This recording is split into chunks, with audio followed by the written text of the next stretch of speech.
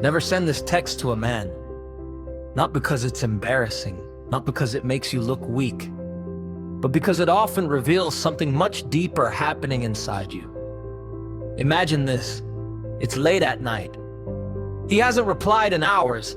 You've checked your phone 20 times. You've replayed every conversation in your head.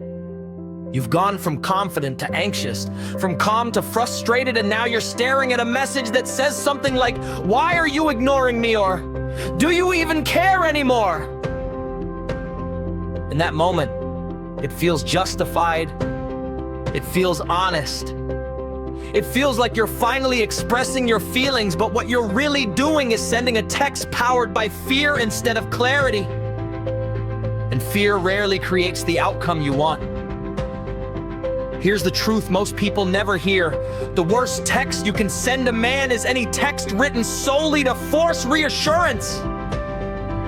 Not because reassurance is bad, but because when you constantly seek it from someone who isn't consistently giving it, you hand them control over your emotional state. Suddenly, your happiness depends on their response. Your confidence depends on their attention. Your peace depends on whether their phone lights up. That's a dangerous place to be. Many women think the problem is the text itself, but the real problem is the emotional energy behind it. A text sent from self-respect sounds very different from a text sent from panic. Self-respect says, "I noticed a change in communication. Is everything okay?" Panic says, "Why are you doing this to me?" One invites conversation. The other often creates pressure. The irony is that the more desperately someone tries to hold on, the more the connection often slips away. This isn't because men dislike emotions. Healthy men appreciate honesty. The issue is emotional dependency, and we want to feel responsible for managing another person's self-worth.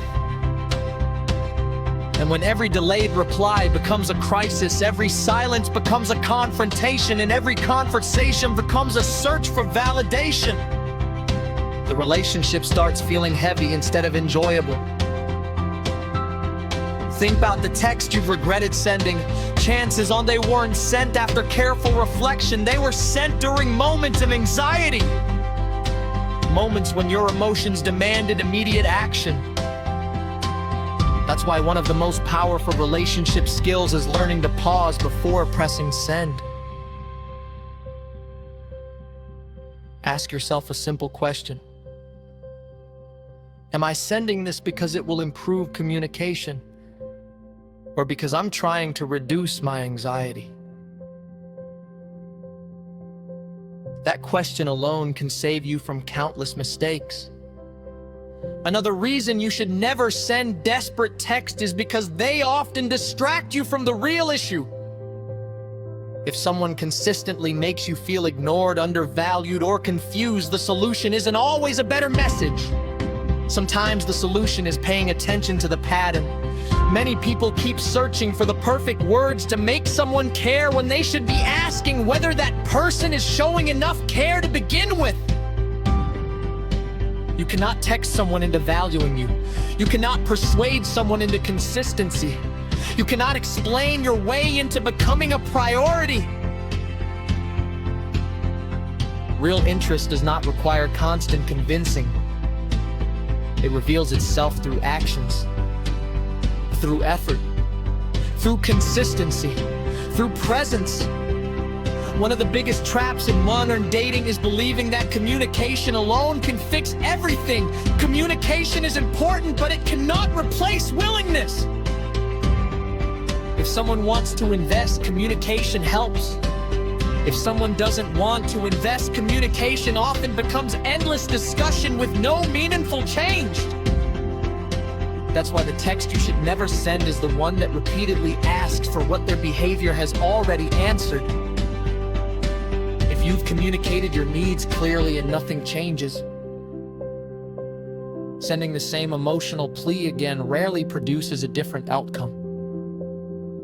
At some point, self-respect becomes more important than persuasion. Another mistake many women make is sending emotional essays to people who have shown very little emotional effort themselves. They pour their heart into long messages explaining every feeling, every fear, every disappointment, hoping the other person will suddenly understand. Sometimes that works in healthy relationships. But with emotionally unavailable people, it often leads to more frustration because understanding was never the problem. Effort was.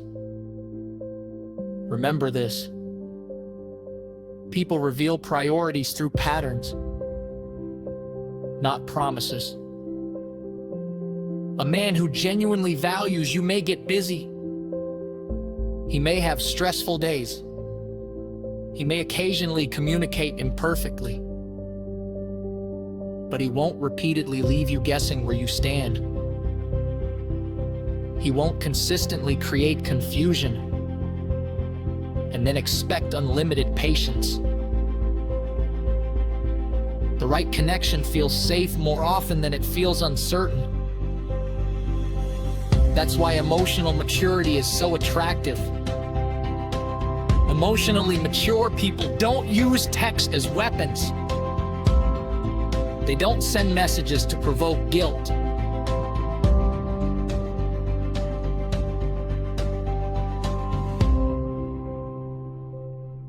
Create jealousy or force attention. They communicate directly.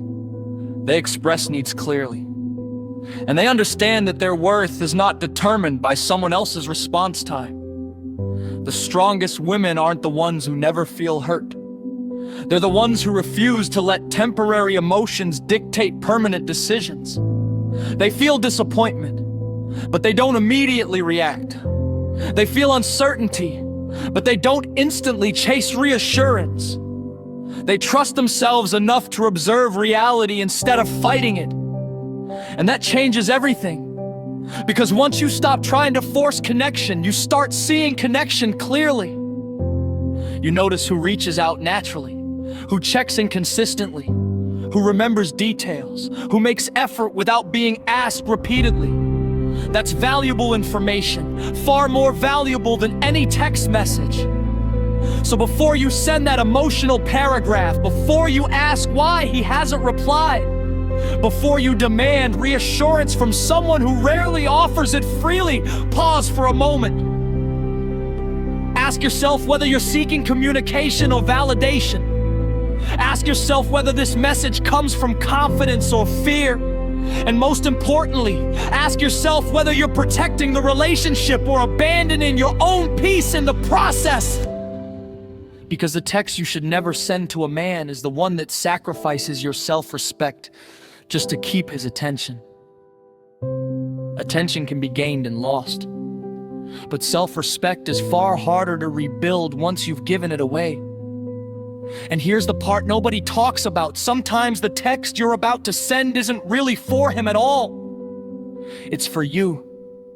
You're hoping his reply will calm the storm inside your mind. You're hoping one message will erase the anxiety, uncertainty, and fear you've been carrying all day.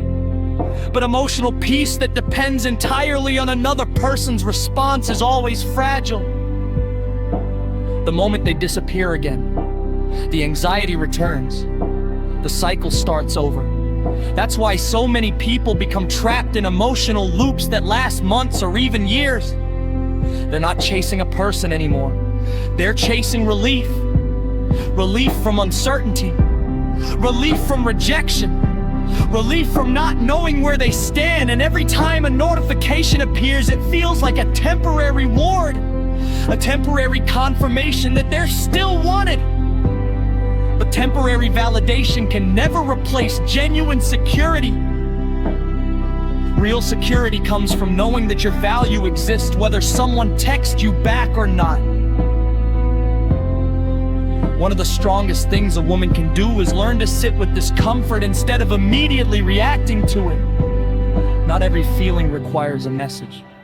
Not every moment of anxiety requires a conversation.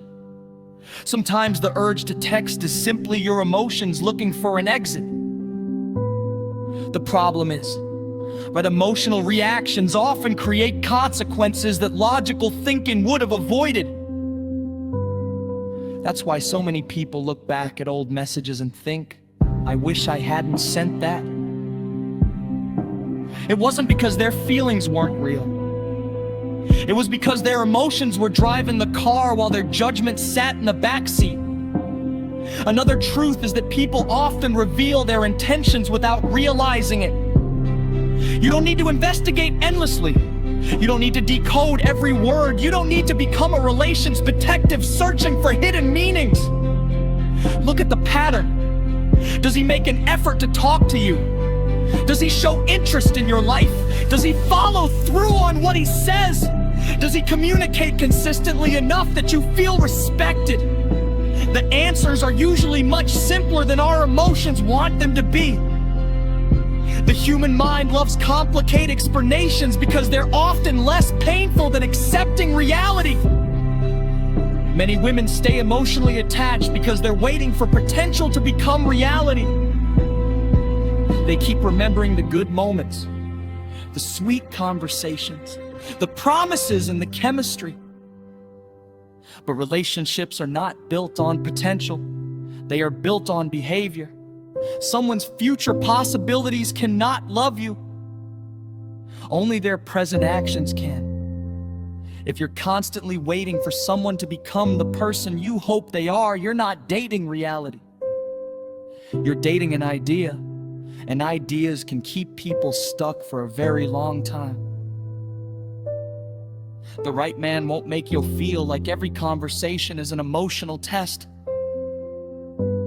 He won't leave you constantly wondering if you're asking for too much. He won't make consistency feel like a rare gift. Healthy relationships are not perfect, but they are predictable in the ways that matter. You know where you stand. You know you're valued.